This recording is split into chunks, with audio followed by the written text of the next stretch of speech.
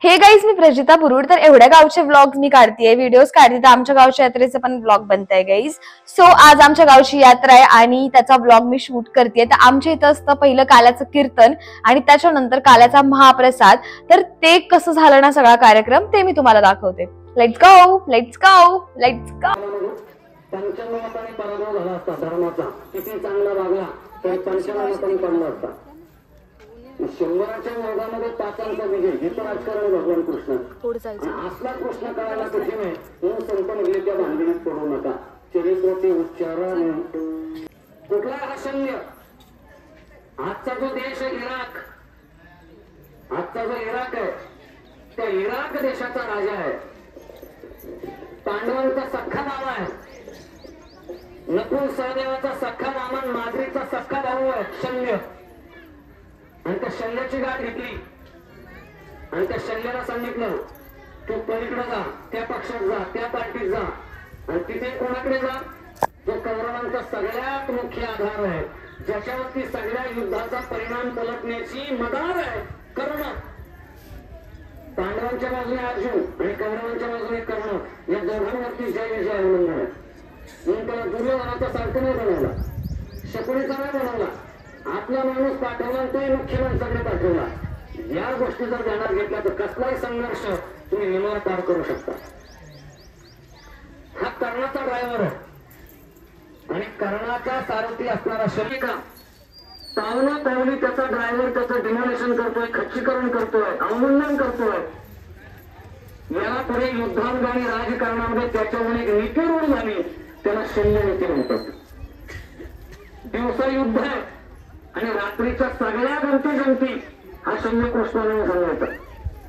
विषय असा नसतो ना, आपल्याकडचा माणूस पलीकडे पाठवावा लागतो, त्याने रात्रीचा आपल्या कानात सांगावं लागतं कोणतं मंडळ फुटलं, कोणती वस्ती फुटली, जरा सावध. असलं काही केल्याशिवाय तुम्हाला जीवनामध्ये यश मिळत नाही. आणि ही नीती भगवान श्रीकृष्णाची आहे, ती अवलंबली छत्रपती शिवाजी महाराजांनी. त्याच नीतीचा अवलंब आपण जीवनात करावा.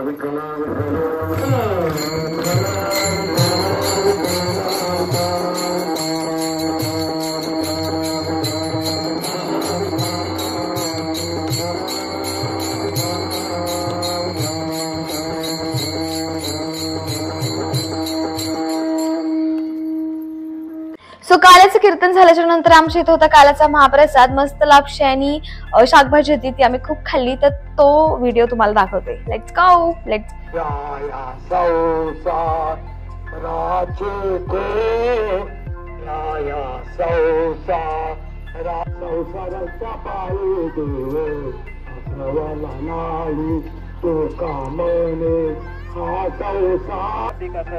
आभार व्यक्त करण्यात येते. कैलासवासी मीना उत्तम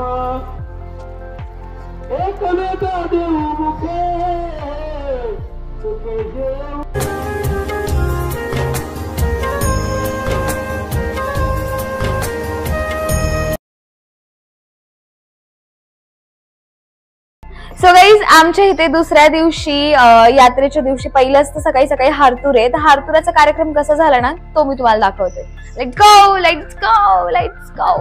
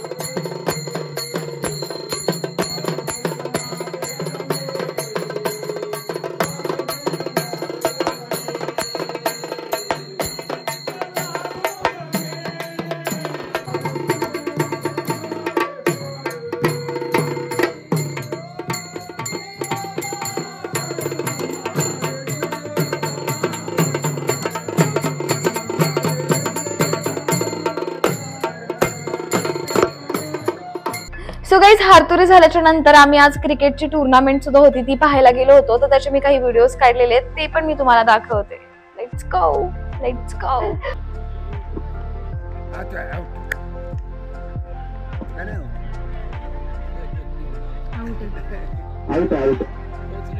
फलंदाज बाद त्याच्या हाती तडा आणि तो फलंदाज मात्र बाद होतो.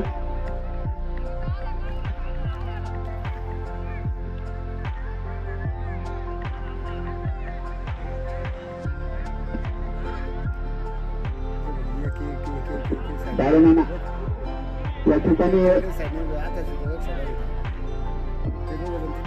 चेंडू आता मात्र जोरदार जाता मात्र काही समजू शकत नाही.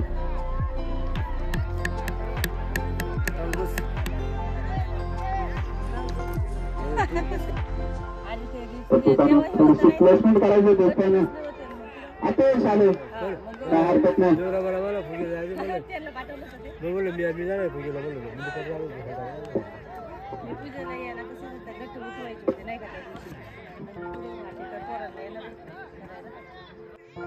पुढील चेंडू शैलेशसाठी सुंदर फटका खेळतोय इथं मात्र सीमारे शेतकार साधावा. सो गाईज संध्याकाळी आमच्या इथं असते पालखी.